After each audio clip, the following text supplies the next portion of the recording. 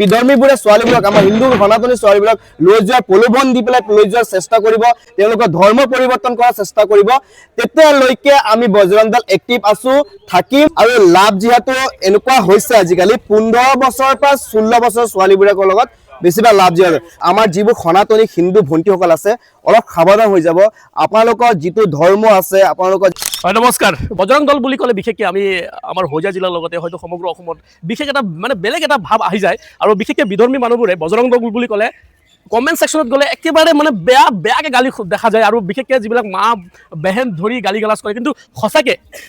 কিন্তু একচুৱেল বজৰং দল তেনেকুৱা হয় নেকি? গতিকে যিহেতু আমি বজৰং দলৰ বিষয়ে বহুত বেয়াকৈ শুনিছোঁ, কিন্তু আজি ফাইনেলি এজন বজৰং দলৰ ল'ৰা মোৰ ওচৰত আছে। গতিকে প্ৰথমতেতো আপোনালোকক সকলোকে চিনাকি কৰাই দিওঁ, মই তেখেতক ৰাজদীপ ভাই বুলি মাতোঁ। গতিকে ৰাজদীপ ভাই, আজি যিহেতু মোৰ এই ভিডিঅ'টো এইকাৰণে লৈ আহিছোঁ যে বজৰং দলৰ বিষয়ে যিবিলাক মানুহৰ কনফিউজ, বজৰং দলক যেনেকৈ আক্ৰোশ হোৱা মানুহে লৈছে, কিন্তু সঁচাকৈ তেনেকৈ নেকি? প্ৰথমে জয় শ্ৰীৰাম সকলোকে। আৰু আমি বজৰং দল, আমি হলো বিশ্ব হিন্দু পৰিষদ বজৰং দল। আমাৰ বজৰং দল দুটা আইম আছে, এটা বিশ্ব হিন্দু পৰিষদ বজৰং দলৰ, আৰু আমি বিশ্ব হিন্দু পৰিষদ বজৰং দলৰ কাৰ্যকৰ্তা।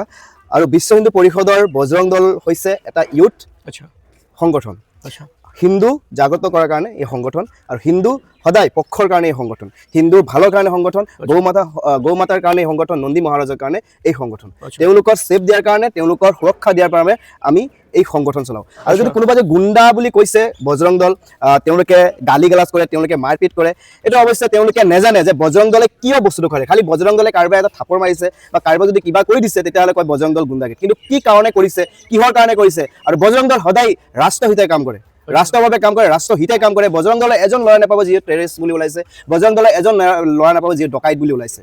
বজৰং দল সদায় হিন্দুৰ কাৰণে কাম কৰে, হিন্দু সপক্ষে কাম কৰে, হিন্দুৰ ভালৰ কাৰণে কাম কৰে। লাভ জিহাদ হওক, লেণ্ড জিহাদ হওক, গো হত্যা হওক, নন্দী মহাৰাজৰ হত্যা হওক, এইবোৰৰ শেষ কৰিবৰ কাৰণে বজৰং দল সদায় কাম কৰে।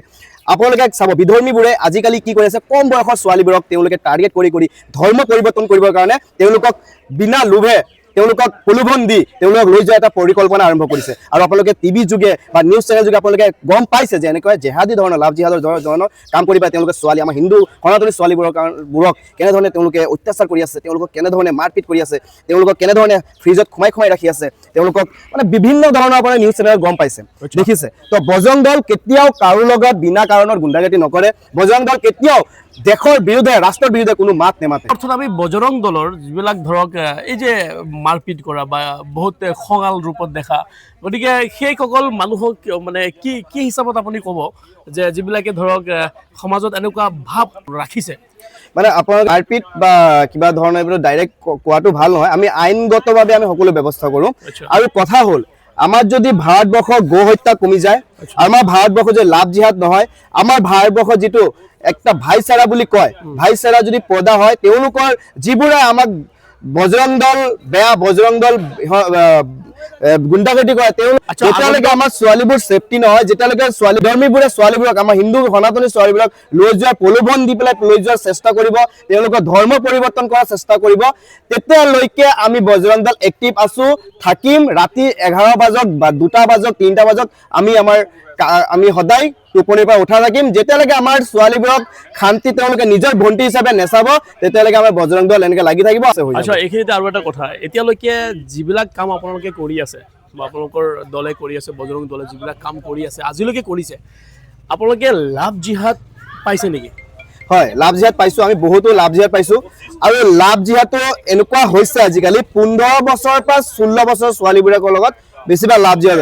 15 বছৰৰ পৰা 16 বছৰ ছোৱালীবোৰে কি হয়, আজিকালি এই ভাল পোৱা বস্তুটো ভালকে তেওঁলোকে বুজি নাপায়, আৰু তেওঁলোকক এতিয়া টাৰ্গেট কৰি আছে। তেওঁলোকে আমাৰ সৰু ছোৱালীবোৰে এতিয়া ধৰ্মৰ বিষয়ে বুজি নাপায়, তেওঁলোকে অকল মাত্ৰ উঠি অহা বয়স, আৰু উঠি অহা বয়সৰ সময়তে তেওঁলোকে কি কৰে, আমাৰ ছোৱালীবোৰক টাৰ্গেট কৰে, ছোৱালীবোৰ লাভ জিহাদৰ নিচিনা ফচাবলৈ চেষ্টা কৰে, নিজৰ প্ৰলোভন দিয়ে, নাম চেঞ্জ কৰি পেলাই তেওঁলোকে আমাৰ ছোৱালীবোৰক ফচাব চেষ্টা কৰে, বা তেওঁলোকে ডাঙৰ ডাঙৰ কথা কৈ পেলাই তেওঁলোকক চেষ্টা কৰে, সেকুলাৰিজমৰ কথা কয় যে তুমি যেনেকা কি এইবিলাক আমাৰ একো নেমানো, কিন্তু তেওঁলোকে মুখত কেতিয়াও জয় শ্ৰীৰামৰ ধ্বনি নাহিব। আপুনি এনেকুৱা ধৰণৰ কেছ মোটামুটি আপোনালোকে পাইছে? বহুত আমি পাইছোঁ, আমি পাই থাকোঁ, নিউজ চেনেলত ওলাই থাকে। এপ্ৰক্সিমেট কিমান হ'ব? আমাৰ প্ৰতি সপ্তাহত 1 বা 2টা কেছ ওলাই আছে। আমি শংকৰনগৰ থানা হওক, হোজাই থানা হওক, লংকা থানাত প্ৰতি বছৰে প্ৰতি সপ্তাহত ওলাই থাকে কেছবোৰ। গতিকে আপোনালোকে দেখিছে যিবোৰ মানুহে বজৰং দলক লৈ আপোনালোকে দৃষ্টিগোচৰটো সদায় অলপ মানে বেলেগ এটা নেগেটিভ থিংকিঙত আপোনালোকে ভাবে, গতিকে সেইসকল মানুহৰ কাৰণে বিশেষকৈ এই ভিডিঅ'টো লৈ আহিছোঁ। কাৰণ বজৰং দল বুলি ক'লে আপোনালোকে ডাইৰেক্টলি ভাবি লয় যে উগ্ৰ দল, তেওঁলোকে সমাজত এনেকুৱা বহুত মানে এনেকুৱা বেয়া কাম কৰিবলৈ দেখা পায়, কিন্তু বেয়া কাম বা সমাজৰ হকে কাম কিমান কৰে সেইটো আপোনালোকে এই ভিডিঅ'ৰ জৰিয়তে হয়তো এটা মেছেজ আপোনালোকে পাব।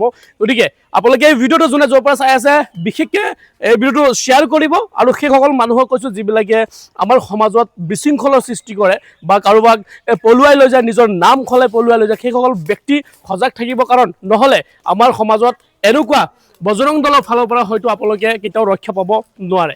এটা কথা ক'ব বিচাৰিছোঁ গপুজ ব্লকৰ জৰিয়তে, আমাৰ যিবোৰ সনাতনী হিন্দু ভণ্টিসকল আছে অলপ সাৱধান হৈ যাব।